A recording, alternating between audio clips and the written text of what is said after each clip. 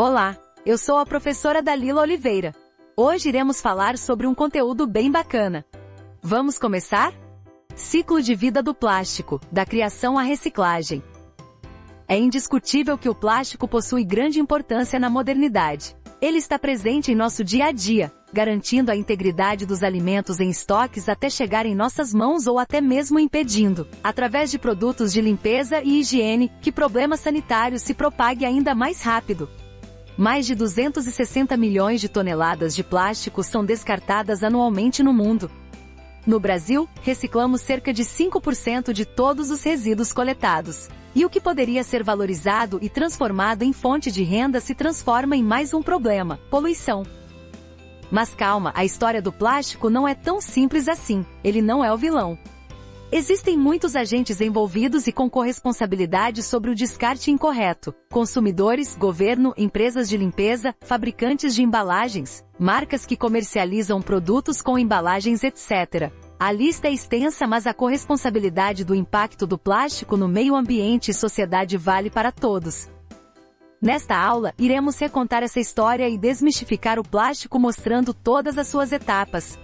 Ciclo de vida do plástico.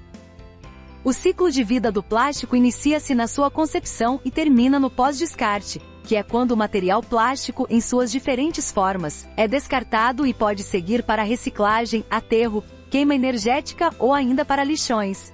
Especialistas apontam que em média 40% das embalagens plásticas que chegam na cooperativa não seguem para reciclagem e são destinadas ao aterro sanitário.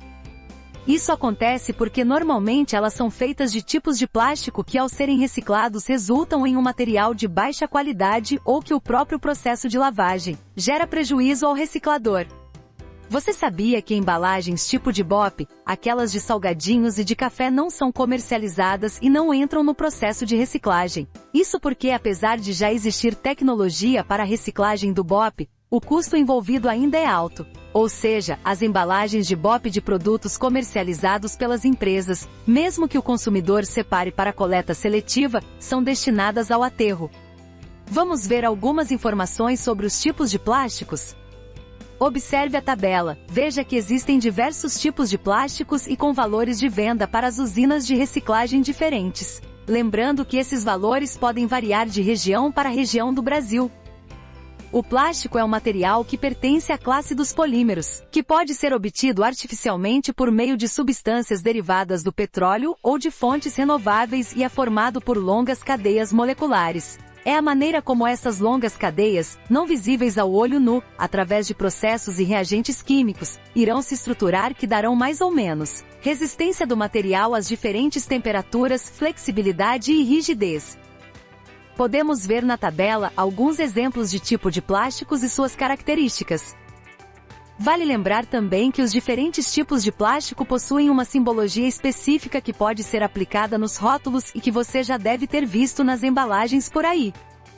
Concepção da embalagem produto. Para contornar o cenário dos baixos índices de reciclagem, a primeira etapa é a idealização da embalagem e produto plástico o mais sustentável possível. Para isso podemos buscar responder algumas perguntas. O tipo plástico idealmente pensado é realmente reciclado pela indústria? Conversar com cooperativas e operadores da região onde você comercializa pode auxiliar no entendimento dos tipos de plásticos mais reciclados. É importante checar localmente, visto que a reciclagem dos materiais varia de acordo com a região. O design da embalagem irá favorecer ou prejudicar a reciclagem do material?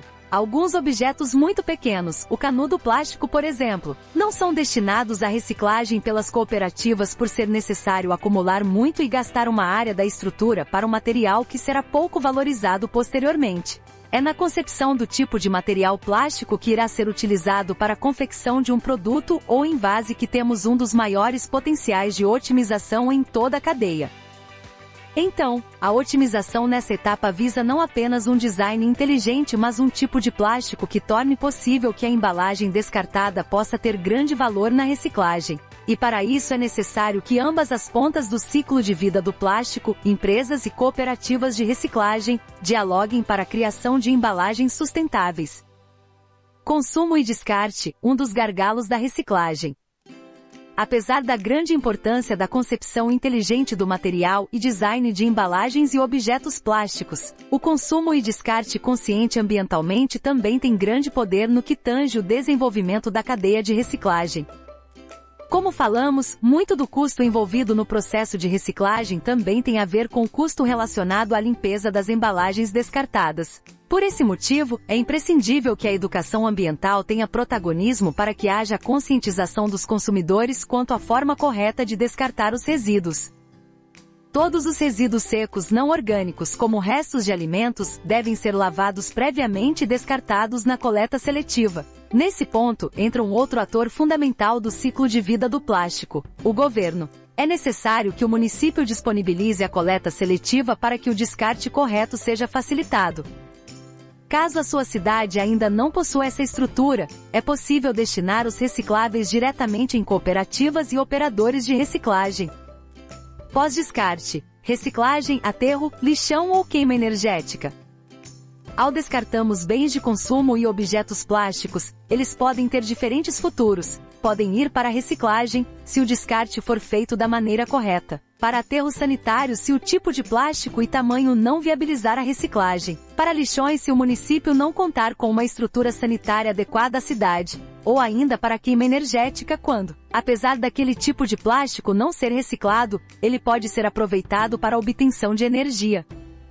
Lembre-se, nem todos os plásticos são recicláveis, mas todos podem ser reaproveitados de alguma forma após sua vida útil.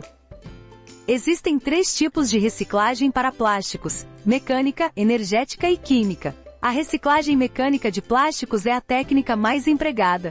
Ela se baseia em transformar algum resíduo em matéria-prima útil para a fabricação de um outro produto por meio de fases como separação, moagem, lavagem, secagem, compactação, extrusão, granulação e fornecimento. Cada material tem uma estrutura molecular própria e, consequentemente, apresenta um comportamento específico durante seu reprocessamento, o que pode exigir uma temperatura, tempo de residência, maquinário e métodos diferentes. Então, sim, há diferença em maior ou menor grau. O processo de reciclagem pode variar de acordo com o plástico.